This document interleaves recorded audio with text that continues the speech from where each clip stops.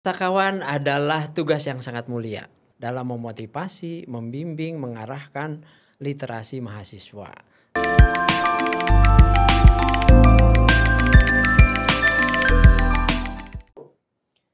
Assalamualaikum warahmatullahi wabarakatuh. Halo teman-teman Win Banten, kembali lagi bersama kami di Sikap, Sarana Informasi Kampus Universitas Islam Negeri Sultan Maulana Hasanuddin Banten. Nah, pada podcast kali ini bersama saya Alwan Maulana, dan kali ini saya tidak sendirian, ditemani oleh partner saya. Halo semuanya, saya Septia Hediantri. Nah, pada podcast kali ini bertepatan dengan tanggal 7 Juli 2025. Itu hari apa, Kak? Baik Kak Alwan, tanggal 7 Juli 2025 itu Hari Pustakawan, yaitu di mana merupakan bentuk penghargaan terhadap pustakawan dalam mendukung literasi di tanah air ini. Oh, jadi Hari Pustakawan ini penting ya momennya. Ya, Apalagi kita sebagai seorang mahasiswa di UIN Banten khususnya. Ya. Jadi harus tahu nih momen penting di tanggal 7 Juli 2025. Nah, pada podcast kali ini nih, kita mengundang salah satu narasumber dari Kepala Perpustakaan UIN SMH Banten, yaitu bersama Bapak Dr. Muhammad Soheh MA. Halo Bapak. Halo, assalamualaikum warahmatullahi wabarakatuh. Waalaikumsalam warahmatullahi wabarakatuh. Gimana nih Pak kabarnya hari ini? Alhamdulillah, baik ya. Alhamdulillah. Lancar semua aktivitas. Akhir-akhir ini apa yang sedang Bapak lakukan ya? Baik, akhir-akhir ini karena saya juga selain kepala perpustakaan, saya juga dosen ya. Dosen profesional yang tugasnya sekarang ya baru saja saya laksanakan ujian munakosa. Sidang munakosa. Ya, sidang munakosa, membimbing skripsi, ya, menguji kompre, koreksi UAS dan sebagainya dan sebagainya. Jadi, sibuk banget ya. Ya, termasuk ngisi BKD dan sebagainya. Di samping menjalankan tugas tambahan sebagai kepala perpustakaan. Oh iya Pak, Bapak sebagai kepala perpustakaan ini udah berapa tahun Pak di UIN Banten? Alhamdulillah menjadi kepala perpustakaan saya sudah masuk tahun keempat ini. Tahun keempat terakhir ya. Oh. Beriringan dengan masa jabatan Pak Rektor, Pak Profesor Kiai Haji Wawan Nahyuddin MPD. Jadi sekaligus melantik Bapak ya sebagai kepala perpustakaan. Iya, waktu itu ya 2021. Jadi udah 4 tahun ya. Kira-kira tahun berapa itu? 2021. Itu udah lama banget nih. Iya, setelah sebelumnya saya menjadi wakil dekan 2 di Fakultas Usuluddin dan Adab. Fakultas Usuluddin. Iya. Nah, Bapak kan banyak nih mahasiswa kita yang belum tahu letak dari perpustakaan UIN SMH Banten. Itu di mana sih Pak letak perpustakaan kita? Oh iya. Kampus kita di kampus 2 ya yang banyak dihuni oleh mahasiswa. Sementara perlu diketahui bahwa gedung perpustakaan UIN Sultan Maulana Hasanuddin Banten masih berada di kampus 1 di Ciceri, Jalan Jenderal Sudirman nomor 30, Serang, Banten. Masih berdekatan ya di belakang Masjid Al-Hikmah dan juga gedung Pascasarjana. Di kampus 1 ya? Ya. Ya, jadi teman-teman yang nyari di mana sih perpustakaan kita yang senternya gitu.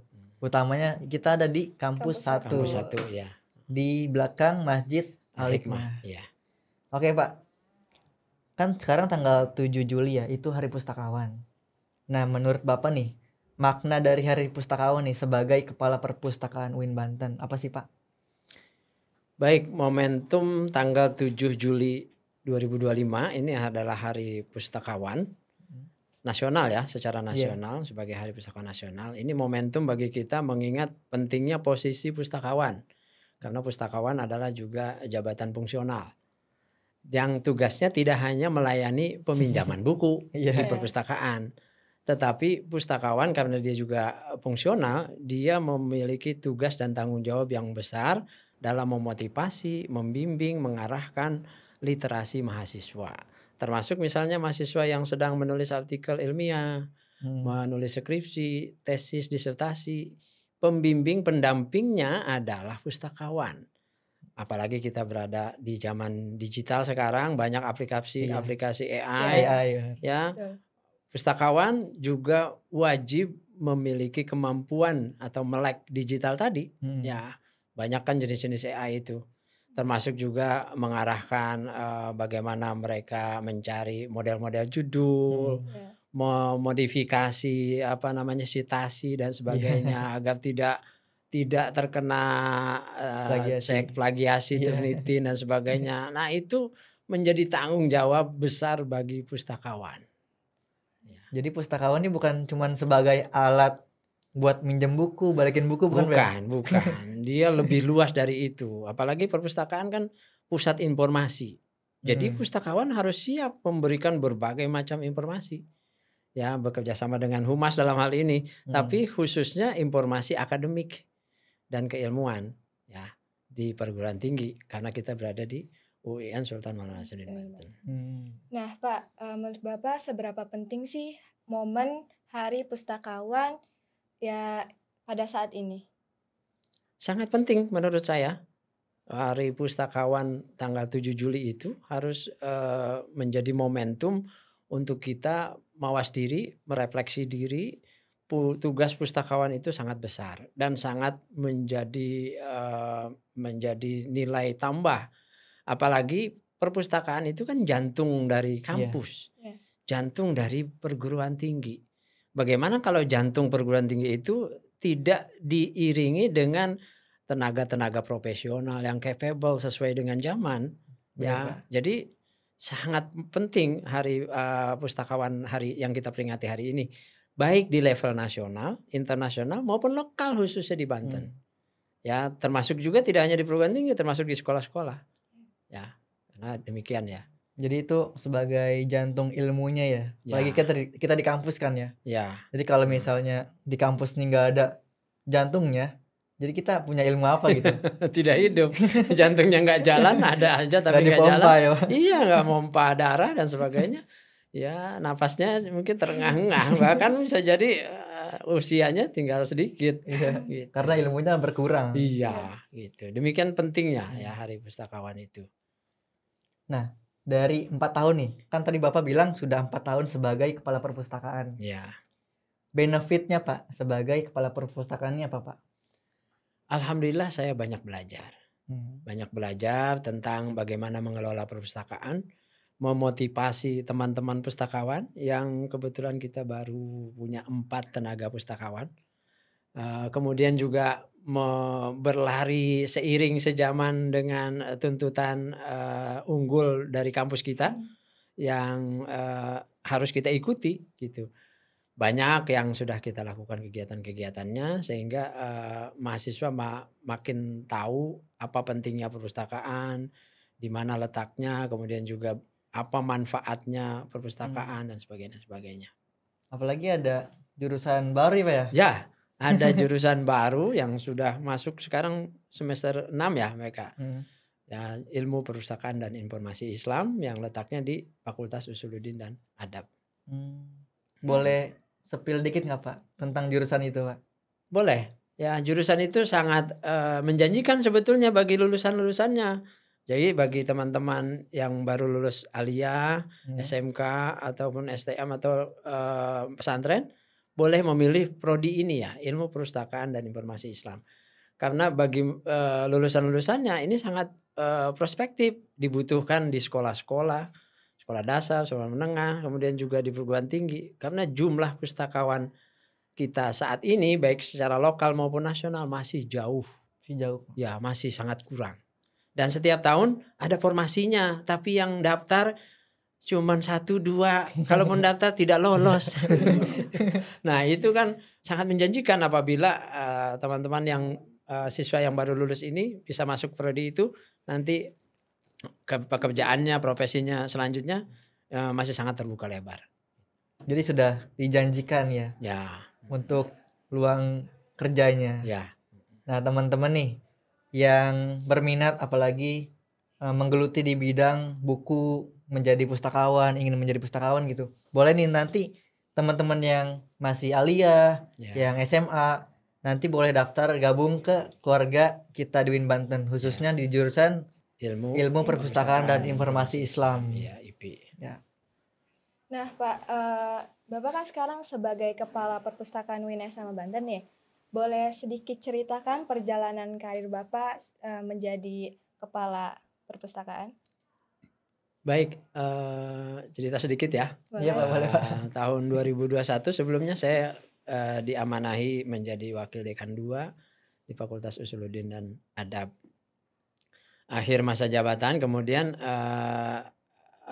selesai, masuk periode kepemimpinan Bapak Rektor Profesor Kiai Haji Wawan Wahyudin, saya diamanahi menjadi kepala perpustakaan. Mungkin melihat latar belakang saya atau gimana, karena saya lulusan S3-nya di Universitas Indonesia, jurusan ilmu susastra dan sebagainya. Saya kebetulan keahlian saya S3 saya di bidang filologi ya, kajian manuskrip kuno, naskah klasik. Jadi entah apa karena ada keterkaitan dari situ atau gimana saya juga kurang tahu. Ya saya bismillah setelah diamanahi itu saya berupaya untuk belajar lagi.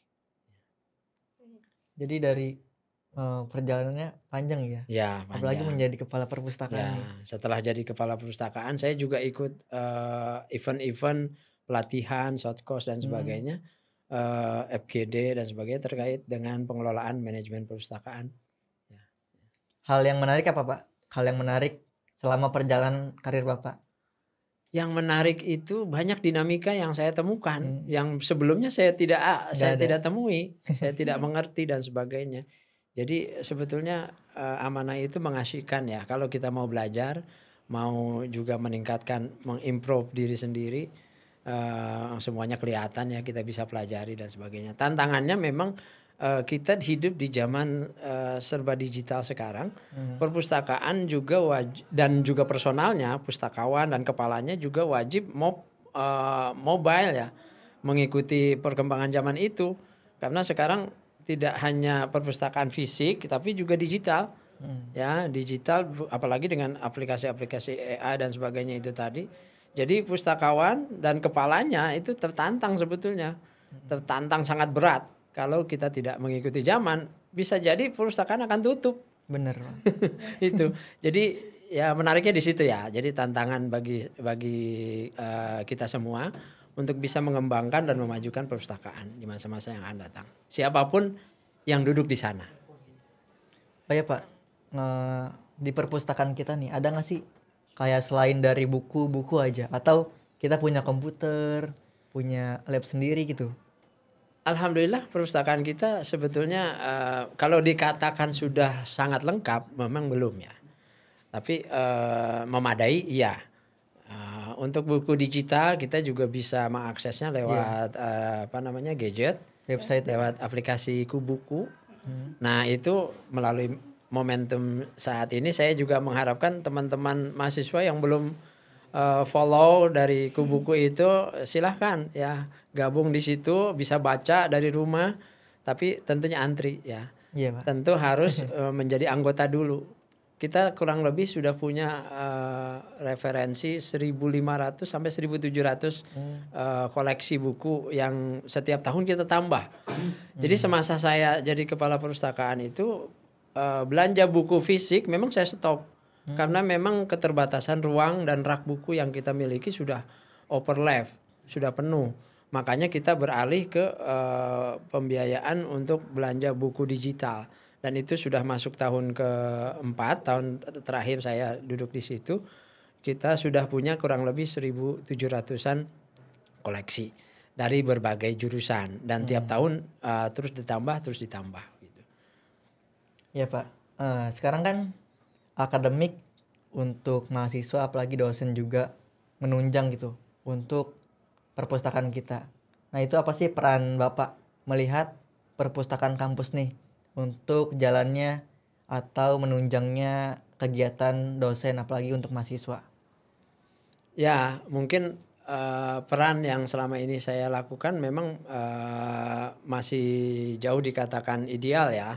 Karena memang kita berangkat dari meskipun tidak nol, tapi kita berangkat dari hal yang sangat mendasar. Bimbingan kepada mahasiswa terkait misalnya penggunaan Turnitin, kemudian juga Mendeley, aplikasi Zotero dan sebagainya yang sangat dibutuhkan bagi teman-teman yang sedang melaksanakan tugas membuat artikel, dosen-dosen dan sebagainya, juga membuat skripsi, tesis dan disertasi itu kan sekarang sudah wajib dan wajib diperiksakan persentase plagiasinya. Iya. Nah, tugas selama ini saya arahkan ke situ. Jadi tiap tahun kita juga mengadakan kegiatan seleksi duta literasi dari perwakilan tiap-tiap fakultas yang syaratnya mereka juga harus punya artikel, tulisan, Gitu. ya, tulisan opini dan sebagainya. Nanti diseleksi dari luar ya, yang menyeleksi itu. Dan itu adalah tenaga yang membantu pustakawan, karena pustakawan kita jumlahnya sangat sedikit dan juga stafnya masih sangat sedikit, sehingga kalau dibandingkan dengan rasio jumlah mahasiswa, kalau menurut akreditasi kan syaratnya per 500 mahasiswa satu pustakawan. Iya. Kalau kita punya mahasiswa sekarang 10.000, berarti minimal harusnya idealnya 20 pustakawan. Nah itu kita masih jauh dari itu, baru sepertiga, seperempatnya. Jadi baru punya 4 pustakawan. Jadi belum terlayani secara maksimal. Otomatis jadi tantangan-tantangan saya terutama di situ ya. Dari kurangnya formasi pustakawan, kemudian juga keterbatasan anggaran dan sebagainya. Ya tapi mudah-mudahan ke depan itu terus ditingkatkan. Jadi duta literasi ini ngebantu banget ya untuk para pustakawan. Duta literasi itu membantu bagaimana promosi perpustakaan, kegiatan perpustakaan. Bahkan kita juga sudah punya mobil perpustakaan keliling ya. Iya, perpustakaan MPK, keliling. mobil perpustakaan keliling yang kita peroleh tahun lalu, tahun 2024 dari Perpustakaan Nasional. Dan itu menambah sayap kegiatan kita makin luas, tidak hanya di dalam kampus. Bahkan kita menyediakan fasilitas untuk teman-teman yang sedang PPL atau ke sekolah-sekolah bisa mengajukannya ke perpustakaan. Jadi tambah lagi kegiatan perpustakaan tidak hanya di dalam kampus tapi juga di luar kampus. Jadi yang mikir kayak jauh nih perpustakaan UIN. Ya, jadi kita ada mobil, Pak. Ada mobil dan sudah pernah kita lakukan keliling tiap fakultas. Layanan tiap-tiap fakultas, tapi cuman terbatas memang, baru pengembalian buku yang bisa kita layani. Kalau peminjaman tentunya harus ke kampus satu. Baik Bapak, di era digital ini yang perkembangannya begitu pesat, teknologinya begitu pesat, menurut Bapak bagaimana cara Bapak beradaptasi dengan kebutuhan mahasiswa pada saat ini? Baik, sebelum saya bisa menjawab itu, tentunya untuk bisa beradaptasi banyak hal yang kita dibutuhkan ya, baik oleh perpustakaan sendiri maupun oleh kita secara manusianya ya, the man behind the gun-nya. Perpustakaan itu juga harus terus mengikuti perkembangan zaman.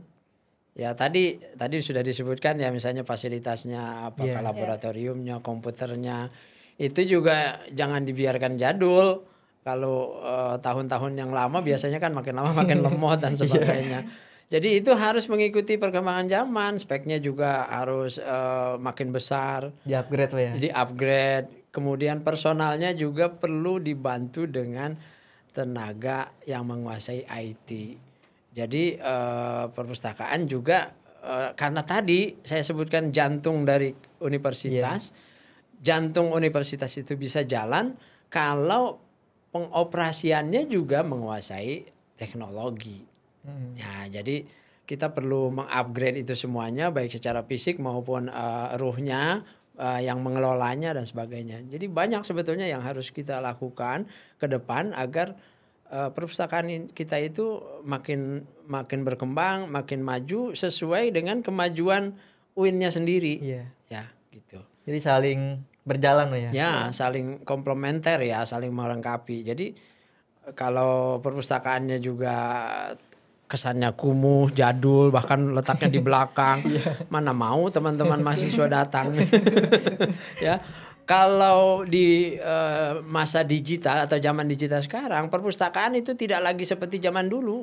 Perpustakaan itu bahkan dikoneksikan dengan mall, dengan pusat perbelanjaan, tempat di mana di situ ada tempat teman-teman ngopi ya, ngobrol, ada tempat aktualisasi diri, kemudian juga ada tempat show dan sebagainya.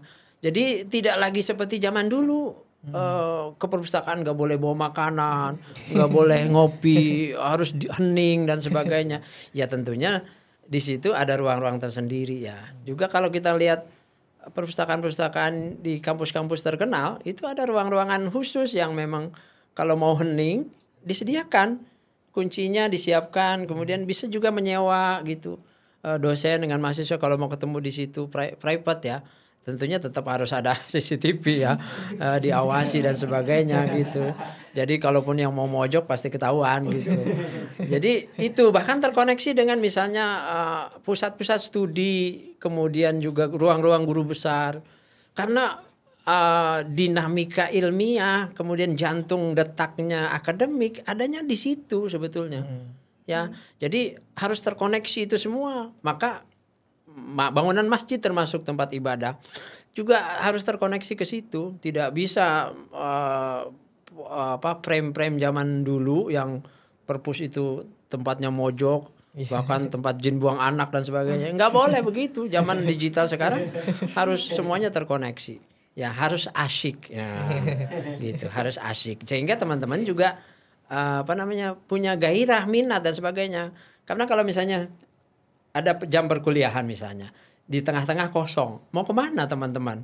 Misalnya kalau mau pulang ke kosan atau ke rumah jauh, ya perpustakaan harus menjadi tempat alternatif untuk itu. Jadi nggak ada waktu kosong untuk mahasiswa. Benar. Nah gitu. Jadi alternatifnya adalah perpustakaan gitu. Harus semuanya bermanfaat. Jadi ngerjain tugas apa di perpustakaan ya? Iya. Nah tentunya wifi-nya harus nonstop. Ya, harus nonstop. Semua kebutuhan mahasiswa ada di situ. Ditunjang Pak ya? Iya ditunjang. Jadi ya ini tantangan bagi kita. Ya bagi kita ke depan. Ya. Nah dari tantangan tadi pasti ada visi misi dong Pak. Ya. Visi misi dan program. Itu ada nggak Pak? Ada. Perpustakaan kita itu visinya menjadi pusat informasi dan pengembangan integrasi keilmuan Islam yang unggul. Jadi mengikuti visi dan misi dari UIN sendiri. Nah tentunya untuk melaksanakan dan mengimplementasikan ini kan juga tidak seperti membalikan telapak tangan. Ya, menjadi pusat informasi itu tentunya harus didukung oleh banyak faktor, banyak syarat dan sebagainya ya tadi ya. Jadi perlu kita tingkatkan setiap tahunnya. Ya makanya bagi kita semuanya harus punya perhatian khusus posisi perpustakaan ini gitu. Karena jantungnya di situ tadi. Ya, perpustakaan. Jadi visi misi perpustakaan kita itu tadi adalah menjadi pusat informasi bagi integrasi keilmuan Islam yang unggul di UIN kita ini.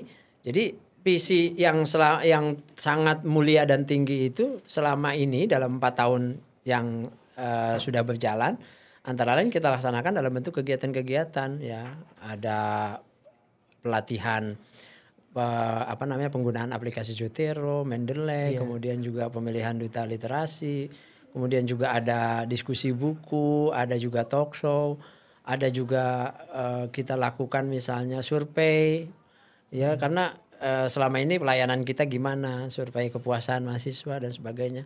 Kemudian juga kita melanggan berbagai aplikasi ya, termasuk tadi buku digital, aplikasi Turnitin, kemudian juga aplikasi jurnal internasional, Cambridge dan sebagainya. Dan itu sudah kita lakukan. Nah, tantangan ke depan harga tersebut makin naik dan sebagainya. Otomatis pembiayaan juga harus terus naik. Nah, itu tantangannya. Nah, menurut Bapak di hari pustakawan ini apa sih apresiasi yang seharusnya diberikan kepada para pustakawan? Apresiasi terhadap pustakawan itu bisa dilakukan banyak bentuknya. Ya bisa dalam bentuk seremonial, bisa dalam bentuk ucapan, bisa juga dalam bentuk penghargaan. Tapi apresiasi yang paling minim adalah memperbaharui pemahaman kita tentang posisi dan tugas mereka.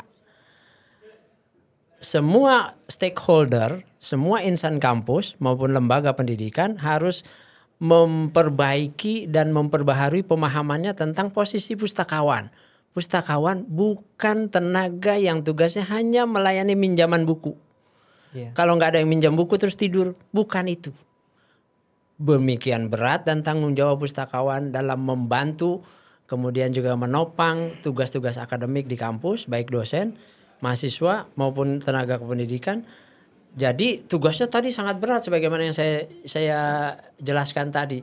Oleh karenanya dalam momentum Hari Pustakawan tanggal 7 Juli ini, setidaknya penilaian kita terhadap mereka tidak yang selama ini kita berikan. Bahwa tugas mereka sebetulnya sangat berat. Sangat berat, apalagi ditambah dengan jumlah mereka yang cuma segelintir orang. Iya. Ya, yang tugasnya melayani sekian puluh ribu orang. Ya. Nah, kalau ada masalah-masalah ya mereka yang di garis terdepan. Kalau ada yang telat mengembalikan buku, ada yang mau minta pelayanan turnitin, ada yang dosen juga, banyak pustakawan itu juga yang dimarah uring-uring sama dosen, sama mahasiswa. Hitungan jari doang melayani ya banyak. Ribuan orang tadi ya. Jadi sangat besar tanggung jawabnya, jumlahnya sangat sedikit. Setidaknya jadi penghargaan kita itu memperbaharui pemahaman kita tentang tugas mereka. Iya. Jadi tidak negatif thinking terhadap posisi dan tanggung jawab mereka gitu. Karena itu pustakawan itu tenaga fungsional yang dihargai oleh negara. Ya, dan bagi yang sudah masuk secara PNS masuk ke situ lumayan loh. Oh, iya, tunjangannya lumayan. Jadi tugasnya, karena tadi melihat tugasnya sangat berat. Iya benar. Gitu. Ya tadi saya tidak perlu sebutkan di sini tentunya. Mencerdaskan kehidupan bangsa. Ya. Dari UWD juga. Nah, dari apresiasi tadi, harapan Bapak nih untuk para generasi muda, yang mana generasi muda nih sangat minim untuk menjadi atau menekuni bidang pustakawan, Pak. Harapan Bapak apa, Pak? Harapan saya, ya ini harapan ya, untuk masa yang akan datang, menjadi pustakawan itu bukan posisi ataupun formasi yang tidak menjanjikan. Ya, harapan saya justru generasi yang akan datang banyak yang berminat menjadi pustakawan. Karena tadi di samping formasi tiap-tiap tahun selalu ada dan banyak, tapi jarang yang mengisinya. Kemudian tugas dan tanggung jawabnya begitu mulia terhadap kemajuan akademik dan pendidikan bagi siswa maupun bagi mahasiswa. Iya. Ya, jadi mereka juga punya peran mengantarkan mahasiswa yang sedang menyelesaikan tugas-tugasnya itu bisa sampai finish. Terbantu. Iya, terbantu. Jadi tidak hanya dosen, ya. Tadi penggunaan aplikasi Zotero, Mendeley dan sebagainya. Jadi berarti pustakawan juga harus mahir, harus update dengan perkembangan digital terkini. Jadi bukan menjadi pustakawan itu bukan yang terkebelakang ya, tapi harus update sesuai perkembangan zaman. Gitu. Jadi itu sangat menjanjikan menurut saya.